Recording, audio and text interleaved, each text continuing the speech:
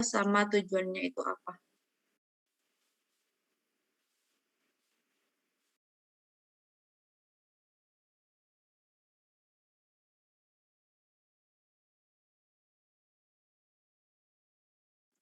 Di sini aku nggak mau nunjuk-nunjuk lagi ya kayak pertemuan yang kemarin. Jadi sebisa mungkin dari kesadaran diri kalian, jangan sampai aku nunjuk-nunjuk lagi.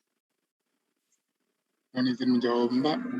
Yang pertama itu design thinking. Design thinking adalah konsep bagaimana cara kita berpikir yang memberikan pendekatan berbasis solusi untuk memecahkan masalah kompleks dengan cara yang praktis namun tetap kreatif. Nah, tujuan dari design thinking ini sendiri yang pertama itu mengurangi resiko sebelum meluncurkan ide baru, yang kedua mempercepat proses pembelajaran, dan yang ketiga menghasilkan solusi yang kreatif dan inovatif. Terima kasih, Mbak.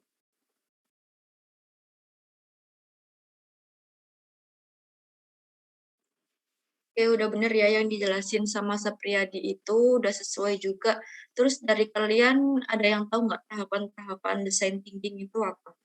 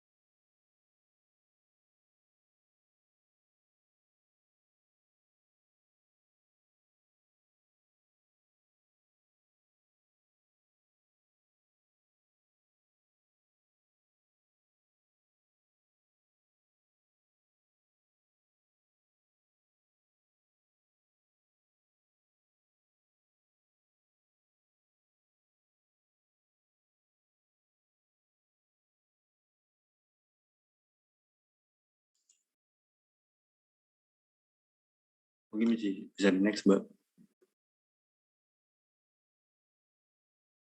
Ya, benar ya untuk kalian teman kalian yang bilang tadi untuk jenis-jenis design thinking itu ada empathize, define, idea, prototype, sama tes. Di sini dari kalian ada yang bisa jelasin nggak dari empathize sampai tes ini untuk pengertiannya apa aja gitu? Kenapa empati itu perlu, define itu apa, idea itu apa gitu?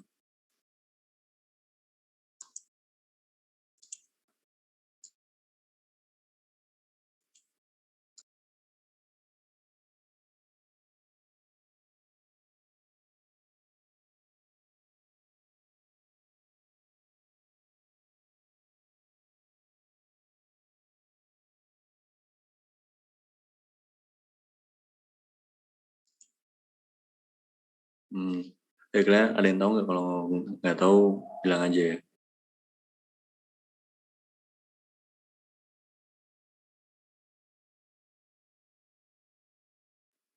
Baik, Mas, izin menjawab. Nama saya Hirale Erza.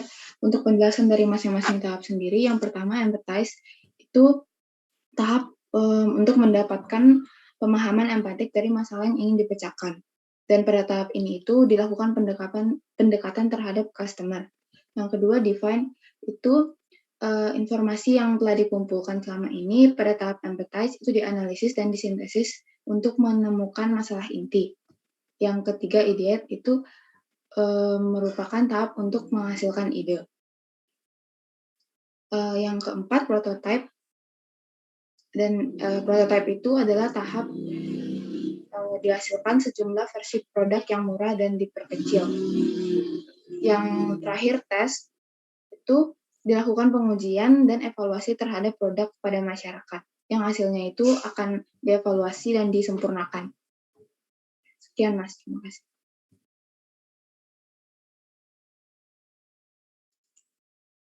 Oke, mungkin teman kalian ini udah menjelaskan ya. Mungkin garis besarnya sih lumayan benar ya. Mungkin di sini aku mau jelasin tentang empathize dulu.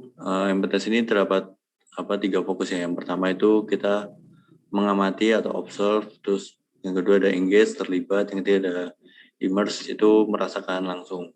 Di sini kenapa kita butuh empati, ini contohnya kayak seorang desainer, masalah kalian itu coba diselesaikan, seringkali kan buat masalah kalian sendiri, itu melainkan masalah sekelompok orang tertentu atau user. Ketika membuat desain itu penting untuk memahami diri mereka, apa yang penting dan bagi mereka. Jadi ini anggapannya itu kayak nggak mementingkan diri sendiri gitulah. Jadi kita harus mementingkan kebutuhan orang lain gitu. Dari sini ada yang mau ditanyain?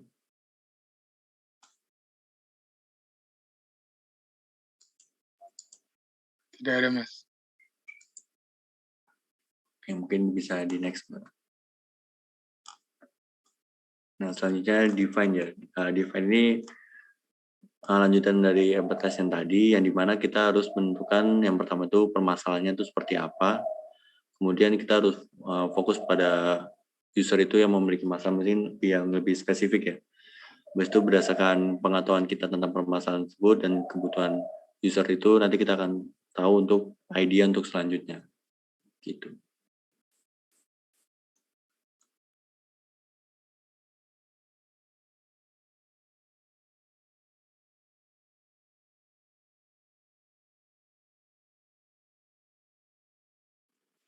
Terus selanjutnya itu ada idea.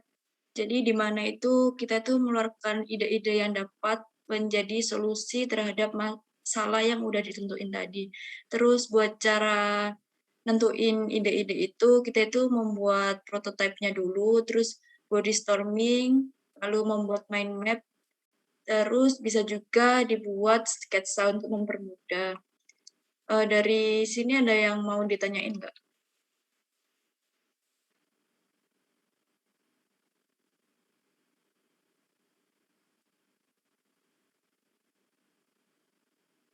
Ya, aku anggap semuanya paham ya. Terus next di tahap keempat itu ada prototype. Nah, prototype ini dari hasil ide-ide kalian yang udah dipikirin sebelumnya, itu diimplementasikan ke dalam bentuk fisik. Bisa ke catatan, post-it, atau kayak storyboard gitu. Terserah itu tergantung kalian gimana mengimplementasikannya. Terus kalian itu melakukan tes. Nah, tes ini buat apa sih? Nah, tes ini dibuat untuk memperbaiki prototipe dan solusi yang kalian tentuin sebelumnya, itu valid apa enggak, terus dibuat mempelajari user lebih dalam dan dites untuk memperbaiki pernyataan dari masalah itu. Jadi kalian intinya itu kayak melakukan simulasi gitu. Ini cocok nggak buat orang-orang buat nyelesain solusi. Kalau misal belum cocok itu kalian balik lagi ke flow awal itu nentuin masalahnya apa sih, dipikir-pikir lagi. Kalau masalahnya ini, solusinya ini nggak cocok, berarti kalian pakai solusi yang lain gitu. Ada yang mau ditanyain lagi?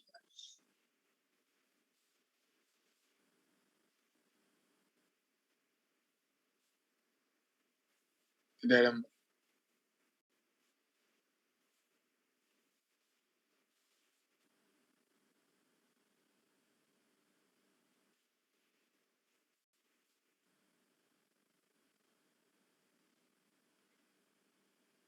Coba deh satu review dari awal sampai akhir, garis besarnya aja deh.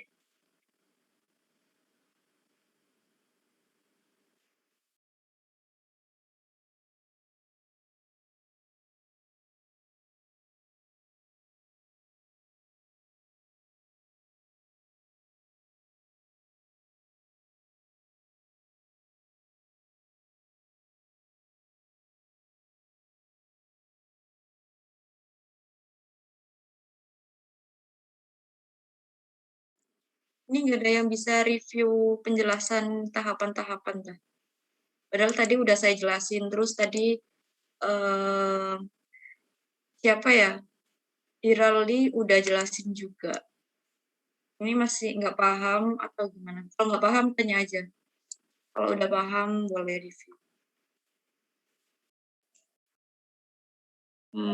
Dari kalian ada yang nyatet kan? buat ini materi kali ini. Ya mungkin dari catatan kalian mungkin bisa bisa kalian simpulin sendiri lah. Dari tadi dari 1 sampai 5 ini apa gitu.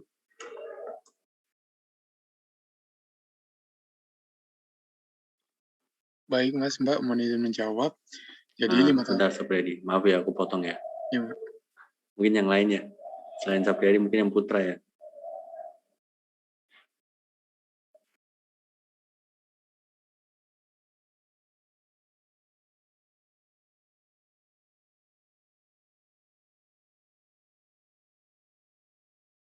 Mas, Mbak, ya apa duluan, Pak? Yang lain. Nikola sama Muhammad, yang dulu udah ngomong. Yang belum ngomong dong, yang putranya. Mohon izin menjawab, Mas. Perkenalkan, nama saya Mahyana Fianaki. Yang pertama itu ada empatis, Mas. Kenapa empatis perlu? Sebagai seorang desainer, masalah yang kalian coba selesaikan sekarang kali bukanlah masalah kalian sendiri, melainkan masalah sekelompok orang tertentu.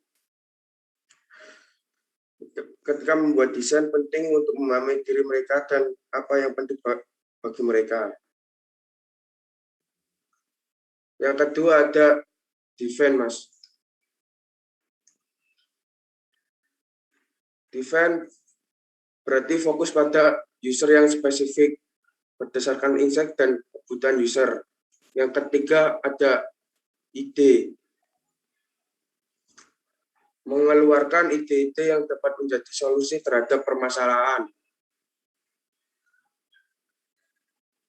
Cara menghasilkan ide, pertama membuat prototipe itu, kedua body storming, ketiga membuat mind map, keempat membuat sketsa. Terus ke prototipe. Prototipe sendiri tadi yang dari ide, terus melakukan dikumpulkan ke dalam bentuk fisik. Terus yang kelima yaitu tes ini, Mas. Sebagai peluang memperbaiki solusi kalian dan membuatnya lebih baik lagi. Terima kasih, Mas. Oke, sama-sama yang udah benar ya yang di review tadi. Terima kasih. Terus mungkin bisa di next nih. Nah, di sini ada contoh implementasi design thinking. Mungkin dari kalian ada yang mau baca nggak untuk contohnya? Bebas ya.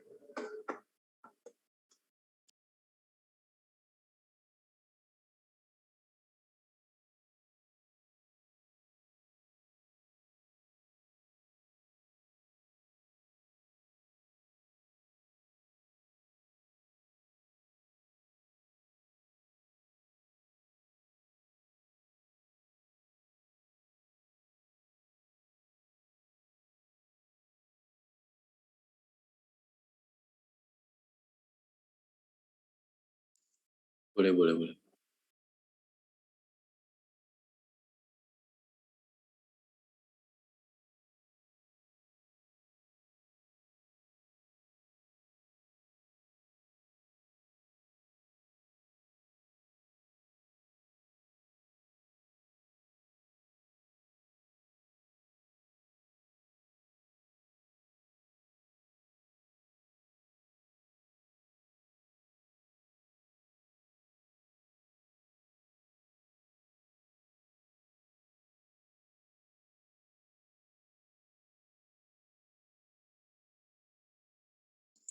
Oke, sama-sama. Ada yang bisa simpulin nggak dari contoh implementasi design thinking yang ada di layar ini kayak gimana?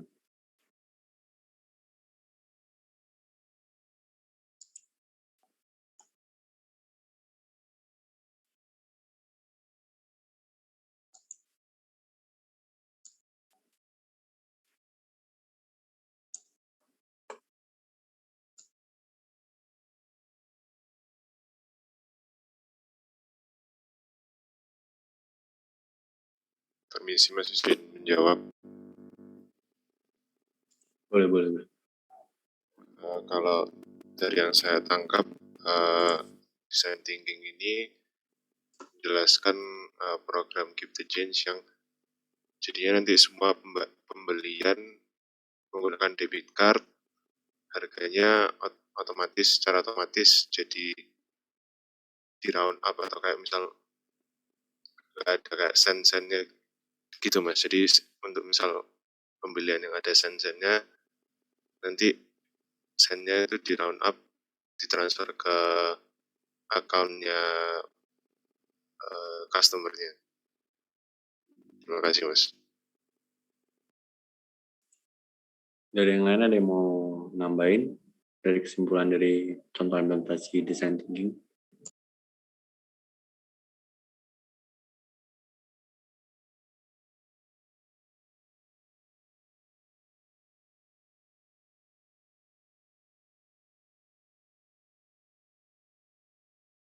Coba deh Brenda simpulin lagi buat ini contoh implementasinya.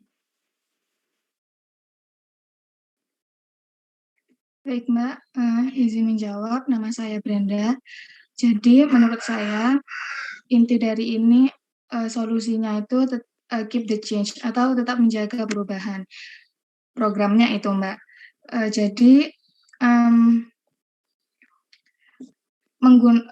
metode pembayarannya itu menggunakan debit card. Lalu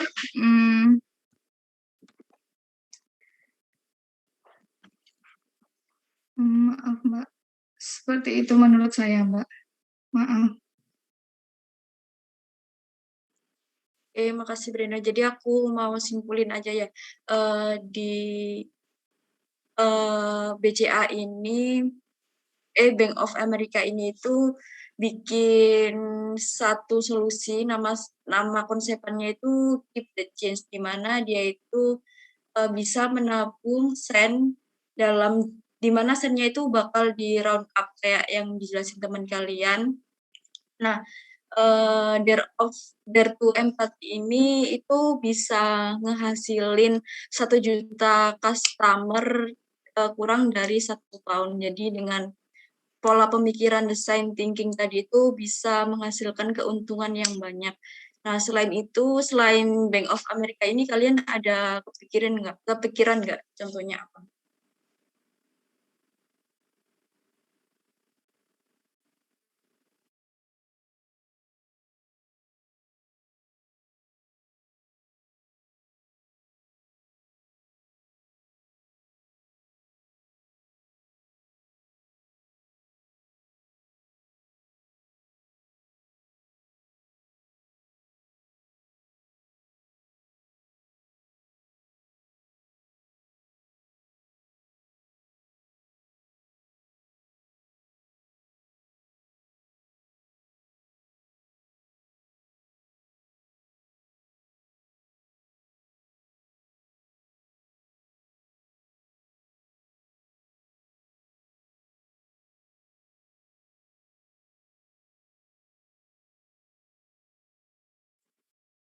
Ini nggak ada yang tahu, nggak kepikiran, atau gimana? Kalau nggak tahu, bilang aja nggak apa-apa. Mohon izin menjawab, Mbak. Untuk saat ini belum kepikiran, Mbak. Oke, tadi kan udah dijelasin kan kayak tahapannya itu dari empati, define, terus sampai ke yang tes. Nah, contohnya itu bisa ke PKM kalian sendiri itu. Jadi buat tahapannya itu bisa buat flow chart-nya itu bisa pakai yang design thinking tadi. Bisa jelasin nggak buat implementasinya di PKM sesuai judul kalian itu gimana? Kayak misal dari misal tadi apa ya? Ada kedelai kan, misal kedelainya itu nggak laku nih, soalnya dijualnya mentahan. Itu kan permasalahannya. Terus solusinya itu gimana? Coba deh salah satu buat jelasin sesuai implementasi, sesuai judul kalian.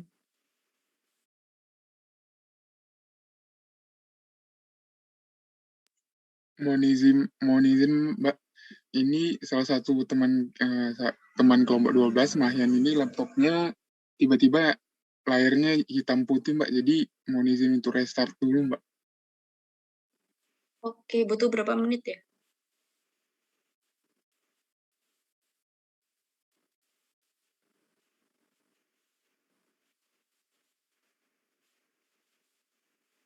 5-8 menit, Mbak. Oke, 5 menit cukup ya?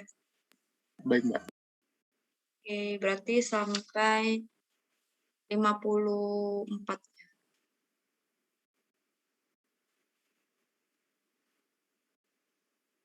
Ada yang bisa jelasin implementasi PKM kalian nggak? Sesuai tahapan-tahapan yang udah dijelasin tadi.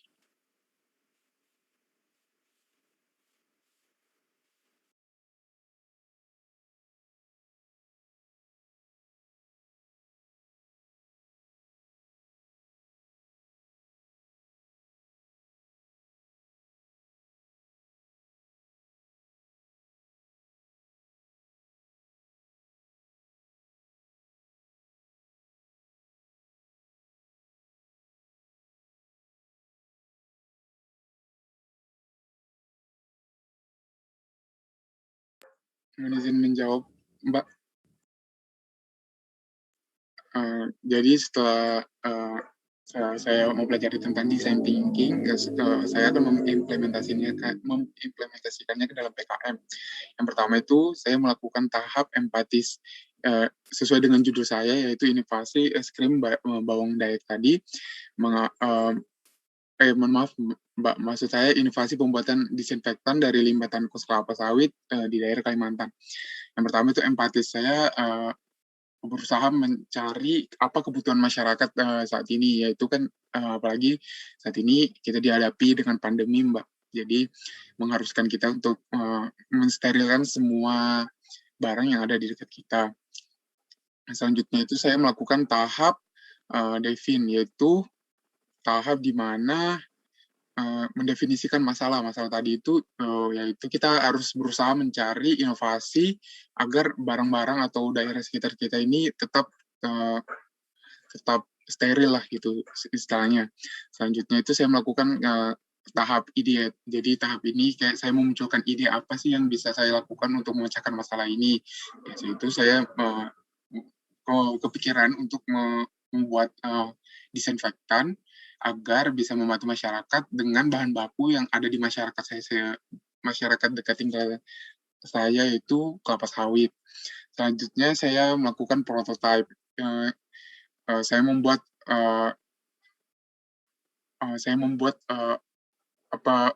membuat inovasi saya dalam tulisan-tulisan kecil atau dalam garis besar, yaitu tadi inovasi pembuatan disinfektan dari limbah tangkus kelapa. Dan yang terakhir mungkin untuk tahap tes ini saya belum lakukan karena PKM-nya sendiri belum bisa dilaksanakan, Mas. Terima kasih, Mas. Mbak.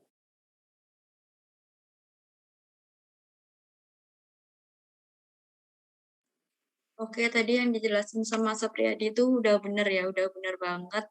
Sesuai dengan tahapan mulai dari empati, define, terus sampai ke yang tes gitu tadi. Mungkin di sini aku mau tegasin lagi ya buat judulnya itu benar-benar dipikirin. Terus itu buat pemilihan judul, terus buat isi-isinya itu ada ketentuannya sendiri. Kalian tahu nggak ketentuan itu didapat dari mana?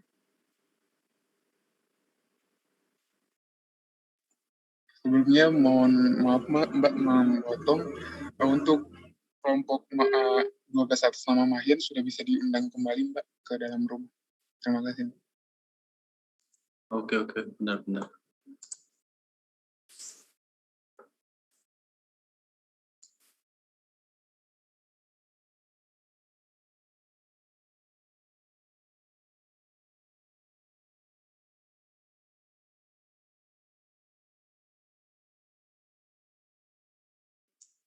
Boleh lanjut dijawab jadi pertanyaan dari Mbak Isma. Boleh. Kenapa? Tadi laptop saya tiba-tiba itu, Mas Mbak, layarnya jadi hitam putih, nggak bisa diapa-apain. Oh iya. Sapriyadi udah konfirmasi kok tadi ke saya. Makasih, Mas Mbak.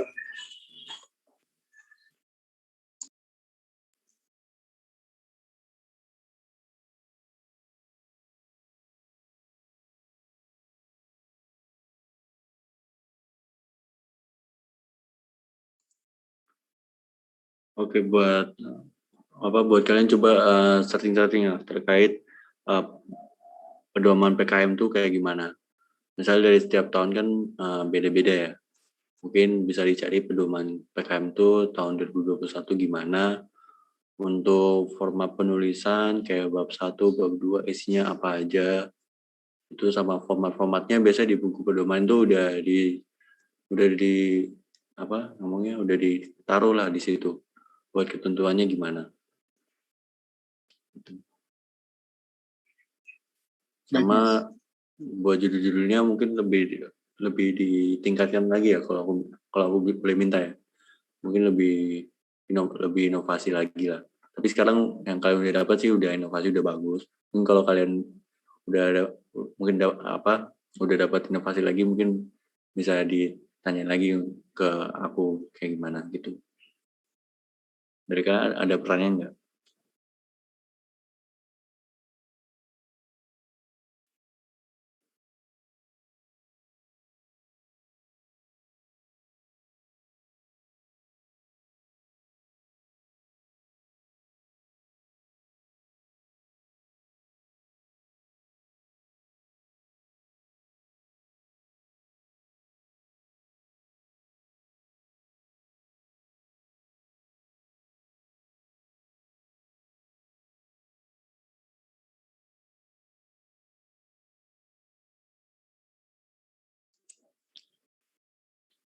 Gimana ya? Ada pertanyaan atau enggak? Izin jawab Mas untuk saat ini. Oh, ya silakan Mbak. Enggak. Boleh, Ais Supriyadi. Untuk saat ini belum ada pertanyaan. Oke, buat Putrinya ada pertanyaan nggak?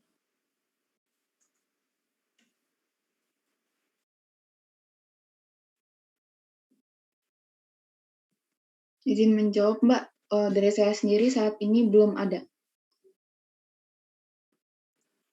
Ya, berarti kalian tinggal cari pedoman PKM yang tahun 2021 ya. Kalau misal kalian belum nemu di Google atau di yang lain, bisa langsung hubungin Mas Rio aja.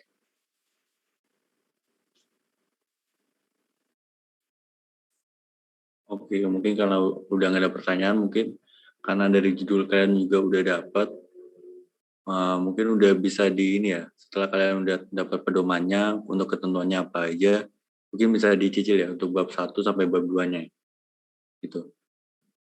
Mungkin kalau di bab 1 kan lebih ke arah pendahuluan kayak gitu-gitu kan. Untuk ke bab 2 mungkin lebih ke data tinjauan pustaka, gambaran umum, terus umum rencana usaha dan lain-lain. Mungkin lebih nanti disesuaikan lagi ya sama pedomannya kayak gimana.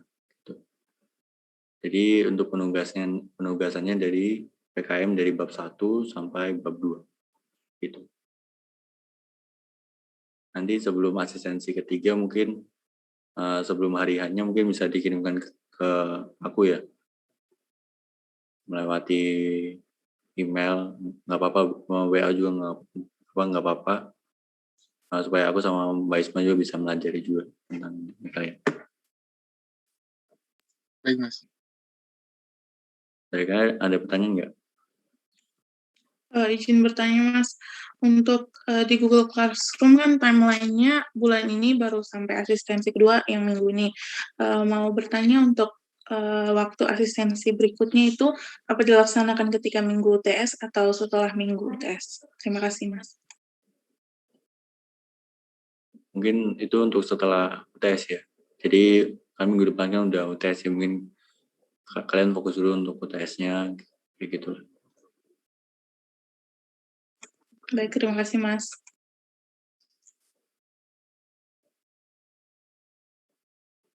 Jadi kan ada yang mau ditanya lagi? Atau satu orang deh simpulin?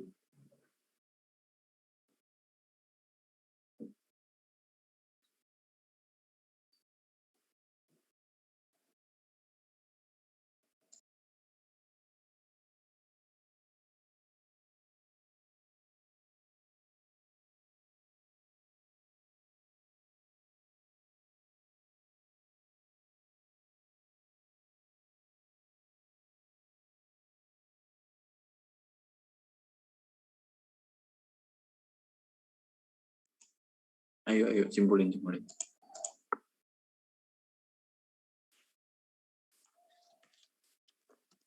Mohon izin bertanya, Mas, untuk kesimpulannya ini materi atau rangkaian tugas atau bagaimana? Materi udah ya, mungkin ke tugas untuk asistensi selanjutnya ya. Yang tadi barusan saya ngomong. Baik, Mas. Jadi untuk tugas untuk asistensi selanjutnya itu, yang pertama itu ada buku biodata dosen, itu maksimal dikumpul 15 menit sebelum kegiatan asistensi ketiga berlangsung. Yang kedua itu ada tentang laporan tentang PKM yang telah kita buat. Nah, laporan ini kita bisa cari pedoman ataupun panduannya lebih lanjut melalui Google dan segera diisi agar bisa segera dikirimkan ke Mas atau Mbak. Terima kasih, Mas. Oke, sama pun nambahin lagi buat ini ya, PKM-nya dari bab 1 sampai bab 2 ya. Jadi kelewat ya sampai dia. Baik, Mungkin Mas. diingat. Ya udah, mungkin karena kegiatan asistensi ini udah selesai, semuanya udah kebahas juga. Mungkin dari putarnya boleh nutup. Baik, sebelum mengakhiri kegiatan asistensi pada pagi hari ini, marilah kita berdoa menurut agama dan keyakinan kita masing-masing. Berdoa dipersilakan.